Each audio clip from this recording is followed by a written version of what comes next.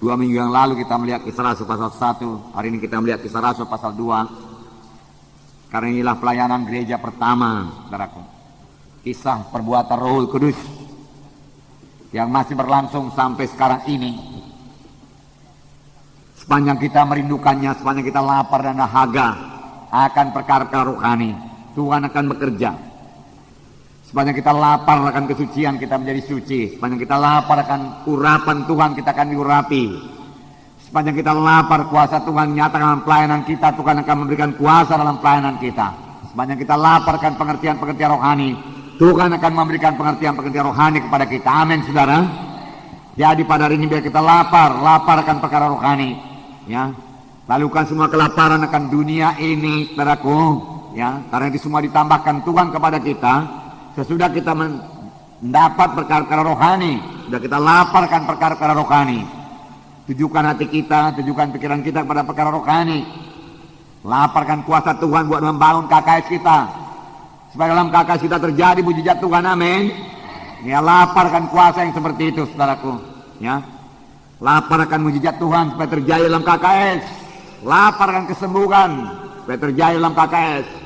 Laparkan kuasa Tuhan sehingga saudara meletakkan tangan pada jiwa-jiwa di KKS, dia penuh dengan Roh Kudus. Amin, saudara. Ya, itu perkara-perkara rohani, ya. Laparkan perkara-perkara rohani. Lapar. Firman Tuhan berkata, berbahagialah orang lapar dan haus akan kebenaran, karena mereka itu akan dikenyangkan. Tanpa kelaparan rohani yang sungguh-sungguh, Tuhan tidak bisa bekerja dalam pelayanan kita. Apalagi kelaparan kita itu lain, bukan kelaparan rohani, kelaparan dunia, saudaraku. Maka hilanglah kelaparan rohani. Bahkan kalau Tuhan mau memberkati, kita tidak mengerti lagi menerimanya, karena pikiran kita tidak di situ lagi. Hari ini mari kita membuka hati kepada Tuhan. Amin, saudaraku. Supaya kita mencari perkara-perkara rohani, laparkan perkara-perkara rohani. Kisah Rasul pasal 2 ayat 1 saya baca, saudara baca ayat berikutnya sampai ayat 13. Ketika tiba hari Pantekosta, semua orang percaya berkumpul di satu tempat.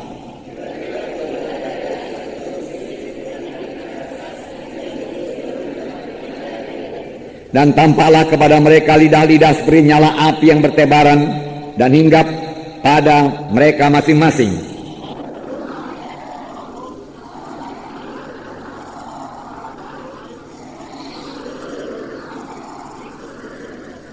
Waktu itu di Yerusalem diam orang-orang Yahudi yang saleh dari segala bangsa di bawah kolong langit.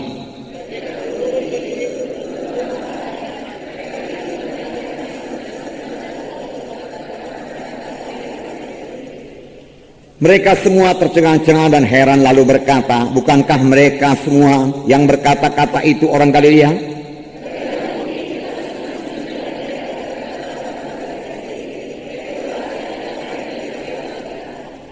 Kita orang Partia, Media, Elam, penduduk Mesopotamia, Judea dan Kapadokia, Pontus dan Asia.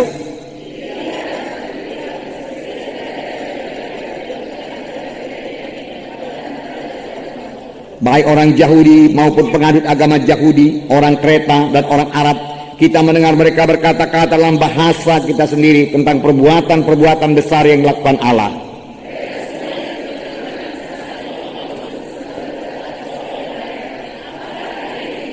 Tetapi orang lain menyindir, mereka sedang mabuk oleh anggur manis. Saudaraku, inilah jawaban Tuhan, di mana Tuhan menjanjikan kuasa kepada mereka. Kamu akan beroleh kuasa apabila Roh Kudus turun ke atas kamu, dan kamu menjadi saksi bagiku Yerusalem, Judea, Samaria, hingga sampai ke ujung bumi.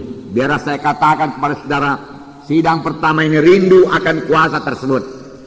Oleh sebab itu dalam Kisah 1 ayat 14 dikatakan, mereka semua bertekun dengan sehati dalam doa bersama-sama dengan beberapa perempuan serta Maria ibu Yesus dan dengan saudara-saudara Yesus.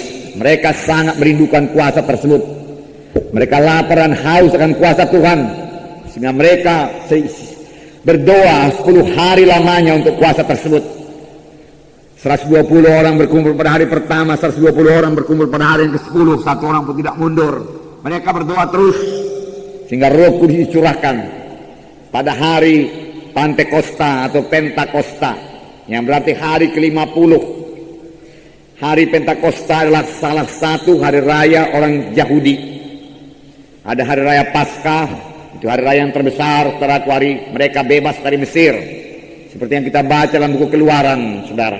Kemudian hari raya ini, saudaraku, Pentakosta dan hari raya Pondok Daun-Daun. Saudara yang kekasih dalam nama Yesus, itu hari raya mereka yang terbesar-besar, saudaraku. Hari raya Pentakosta yaitu hari raya di mana mereka bersuka cita karena mereka sudah mulai panen dan mereka mulai menuai, dan hulu hasil yaitu panen yang terbaik diberikan kepada Tuhan pada hari Pentakosta, permulaan penuaian. Nah, saudaraku, secara rohani, Roh Kudus dicurahkan pada hari Pentakosta adalah permulaan penuaian jiwa-jiwa, permulaan gereja. Bapak-bapak gereja rata-rata mengakui bahwasanya hari Pentakosta adalah permulaan gereja, lahirnya gereja. Sebab pada waktu itu, saudaraku, 3.000 orang bertobat dan dibaptiskan, dan mereka mulai berkumpul di rumah-rumah untuk beribadah kepada Tuhan.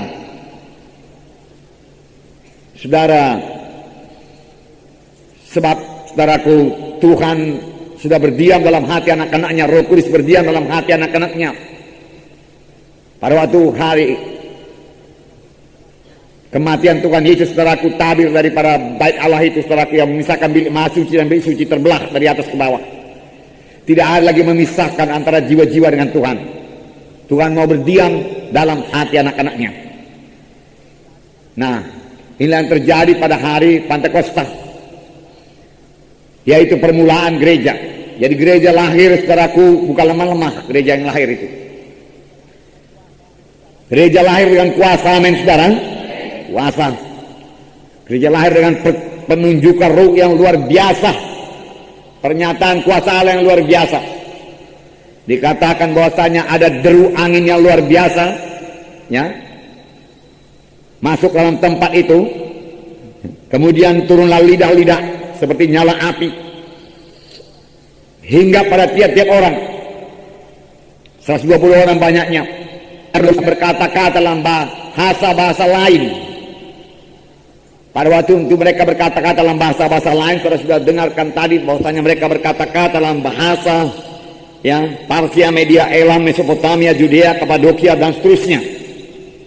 Jelas mereka berbahasa dalam bahasa yang belum pernah mereka pelajari, karena yang terjadi sebagai gerakan Roh Kudus dari dalam hati mereka. Ini jarang kejadian, bukan tidak ada, tapi ada. Ada kalanya, saudaraku, yang dipenuhkan dengan Roh Kudus itu bukannya berbahasa roh, tapi kebanyakan saya lihat mereka berbahasa roh. Dalam Kisah Rasul, saudaraku, misalnya Kisah Rasul pasal 10 itu, di mana Petrus melayani Kornelius, itu Roh Kudus turun dan mereka bukan berbicara dalam bahasa asing, tapi mereka berbicara dalam bahasa roh. Amin. Ya, dua-dua itu adalah tanda daripada baptisan Roh Kudus. Tapi yang paling penting bukan bahasanya, bukan bahasa rohnya. Yang paling penting mereka itu dilengkapi dengan kuasa. Mereka berubah oleh baptisan Roh Kudus. Amin, saudara. Mereka jadi berani karena mengetahui keadaan murid-murid, saudaraku, waktu Yesus sudah mati, bahkan sudah mereka dibangkitkan, saudaraku. Mereka tidak berbuat apa-apa terhadap Yerusalem. Mereka tidak bisa menggoncang Yerusalem. Mereka bahkan tidak bisa bersaksi, tidak membawa jiwa-jiwa pada keselamatan. Keadaan Yerusalem biasa saja, tidak berubah. Setan pun tenang-tenang saja. Tetapi Roh Kudus turun, saudaraku, ya, dan Petrus berkhotbah dalam satu khotbah yang sangat luar biasa, diurapi Roh Kudus, sehingga 3.000 orang bertobat dan dibaptiskan pada hari itu juga. Amin, saudara. Inilah kuasa Roh Kudus.